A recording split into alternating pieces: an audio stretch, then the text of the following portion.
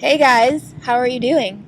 I hope you've been having a lovely day. I didn't get to put up the video that I wanted to put up for you guys today because my editor that normally shoots and edits my things, Michael Livingston, he injured his back horribly and he cracked a vertebrae. Not my fault, I promise. I'm sure he would appreciate if you sent some get well soon messages on his breakfast for dinner YouTube site. You go to youtube.com/breakfast for dinner. I'm sure he would appreciate it if you said, get well soon to him. So because I have limited time, I thought that I would turn this video into that list of books that you guys wanted me to give you. I think I'll do a few of these videos because there are so many books that I love, but I'm going to give you a list of, I think, 9 today. And then from that selection, you should be able to pick something that suits your taste, I think. And tomorrow I will be giving you an e-card. I know you haven't had an e-card in a long time, but there's going to be one tomorrow. So that will be your video for tomorrow. And then I have one more day in my video every day list. And then I'll be able to do them like normal. It's really hard doing a video every day. It sounds stupid to complain about, but it's a lot to keep on top of and keep track of and stuff. I have new respect for daily vloggers like Shay Carl. But here is my list of fabulous books. Ready? Ready? Ready. So first on this list, I thought that I would start by talking about Leslie's book. Remember we met Leslie, I think 4 days ago now. She's my friend who's an author, and she wrote a book called Once Every Never, which has a character with my name in it, which is really exciting. But I wanted to bring this up because I actually really love this book and would recommend it to anyone. And historical fiction is one of my favorite genres of writing. This is a great version of it, perfect for introductory works about certain historical time periods, I think, like anything to do with the Roman Empire leading into King Arthur. So I thought that I would give you a couple of... I'm obsessed with King Arthur. I guess I will just admit it here now. I don't think I've talked about it before, but I've read most books that don't have bodice-ripping ladies on the cover about King Arthur, and even some that do. But this is like my obsessive-compulsive area of history. This is the part that I like to look back on and hear investigations about and am really interested in. So I think Once Every Never is a great jumping off point into 2 other historical fiction books, which I love a lot. Number 1 is The Crystal Cave by Mary Stuart. This was the very first King Arthur book I ever read. I think I read it when I was maybe 11, but it's an adult book, so it's for anyone. And it's beautifully written. It gives you a real sense of the world at that time. There's a sense of pageantry and magic and so much power, how power was changing at the time, and there are great characters, female and male. You will fall in love with the character of Merlin. He's amazing. It's another great jumping off point for the love of the Arthur, and a great sinking in point, I think, if you're into King Arthur, is The Mists of Avalon by Marion Zimmer Bradley. I think I read this book when I was 16. It's an adult book too. It's not a young adult book, but totally readable for teens, I think. It's very romantic, very mysterious. It really delves into the history and rituals of the Druids in a fascinating way, in a very romantic way. Really beautiful. The imagery that this book conjures up and the romance in it are just, they'll stay in your heart for a lifetime, man. They will. So I would like to recommend that one as well. So those are my historical fiction picks for this video.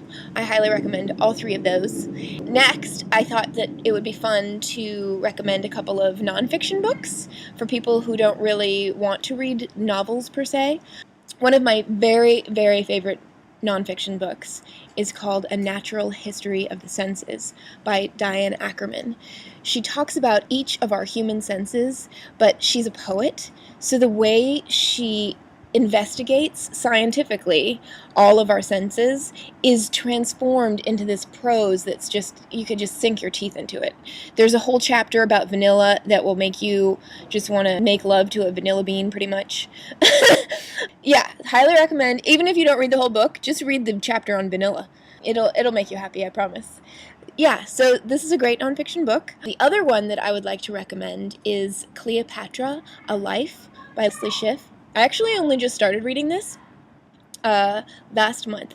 It's really interesting. There are things that I already knew about Cleopatra, like that she was originally Greek in her ancestry, but I didn't know so many things. Like, one of the few things that I learned in the first few pages were that the reason why she was genetically Greek is because when Alexander conquered that whole part of the world, he just kind of gave Egypt to his friend, the guy who's played by Jared Leto in the movie, so I'm sure that he looked exactly like that in real life. Anyway, that guy, he got to just have Egypt as his prize for helping to win all those wars. So he had learned at the time that there were brother-sister pharaohs, so he sort of fashioned himself as that, and then gave birth to a long line of murderous sibling kings and queens, of which Cleopatra was one. She ended up killing most of her siblings. Interesting, right? This is very sordid. This whole time period in Egypt, very sordid. Interestingly, though, Cleopatra was the first person in her lineage for many, many hundreds of years to even bother to learn Egyptian. Everyone else spoke Greek. Can you imagine someone trying to rule the country that you're living in and they didn't even speak your language? This book is just filled with interesting facts and is so detailed and totally scientific, not taking any rumor for granted, really delving into each story and making sure it's true and telling us what isn't true for sure and saying maybe the rumor is true because of these 5 facts. Maybe it's not true because of these other 5 facts. Really, really interesting. So if you're interested in history and Cleopatra, this is the book for you. So those are my 2 non-fiction-y picks. The next section is going to be 4 fiction books. These are 4 of my big-time faves. So here we go. Number 1, I've discussed this before with you guys, is The Amazing Adventures of Cavalier and Clay by Michael Chabon. Also, so poetically written. So many scenes in this book are so visually startling when you imagine them in your brain. It's filled with, like, sexy, interesting characters, and it's about these 2 teenage boys, one of whom has escaped Nazi Europe and has come to New York to live with his cousin, and they go off and embark on a comic book career that takes them through the golden age of comics. I don't want to go too much into the plot of any of the books because it'll be more exciting for you guys when you get to them if you read them to find out yourself, but Joseph Cavalier is one of my favorite characters ever in any book. I'm like madly in love with him pretty much. He's amazing. Just the journey that he goes through in this book and the way he deals with his circumstances are unusual and incredible. They're amazing adventures. I recommend reading this book and finding out what they are. Yay, there we go. Speaking of amazing adventures, the next book I am going to suggest is called Jitterbug Perfume by Tom Robbins.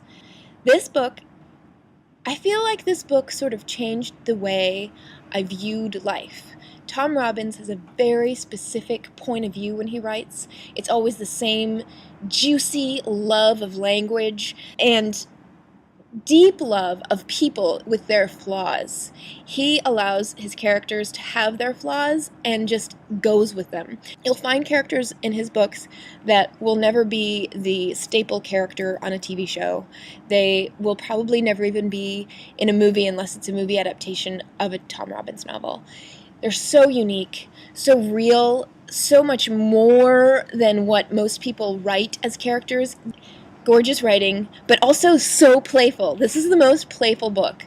It talks about immortality and what we're here for, and things about gods and religion and so many interesting, like, idea things, but it's all presented in the sauciest, most playful way you can imagine. So I can't recommend this book highly enough. Definitely read it, and if you've already read this one, then I would move on to another Tom Robbins novel. If you haven't read one yet and you're going to read this one, welcome to the Tom Robbins period in your life, because you're going to want to read more of his books. If you're in a Tom Robbins mood but have read all of Tom Robbins' books, I recommend White Teeth by Zadie Smith. She also has that same playful sense of language. I'm sure she's been compared to him a few times, but her subject matter is very different. She grew up in England, and this book is about immigrants in England and what it's like, but crazy what it's like with juicy, saucy, insane characters.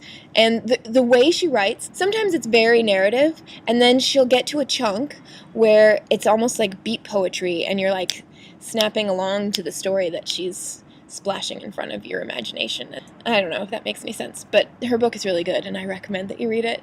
And the last book that I would like to recommend is very special. It's called Possession by A.S. Byatt. This book is very, very long, so it's going to be intimidating to a few of you. I was told that it's a very dense book and that it's hard to get through.